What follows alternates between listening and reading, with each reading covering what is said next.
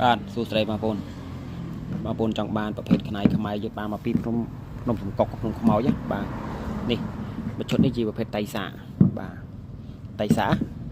សាមានន័យថាវាស្លាប់ខ្លួនឯងបាទថ្មទលៀងវាធំបងប្អូនថ្មធំថ្មទលៀងវាធំបាទហើយខ្នៃវិញដូចបងប្អូនឃើញអញ្ចឹងខ្នៃក៏ធំដែរបាទសំលៀងស៊ីនច្រប់ហើយនេះបាទសំលៀងដូចកបិតកោយបងប្អូនបាទហ្នឹងហើយឈុតនេះស្អាតបាទអញ្ចឹងបងប្អូនចង់បានទាំងសនំអាចយកទៅគ្រប់ថែសាបានបច្ចៈរបស់ខ្មែរបាទរបស់ខ្មែរហ្នឹងហើយរបស់ខ្មែរហើយបានមកពីភ្នំសំកុកភ្នំខ្មោចទេបាទហ្នឹងហើយអញ្ចឹងបងប្អូនមាននិស្ស័យវឺតមកបាទវឺតមក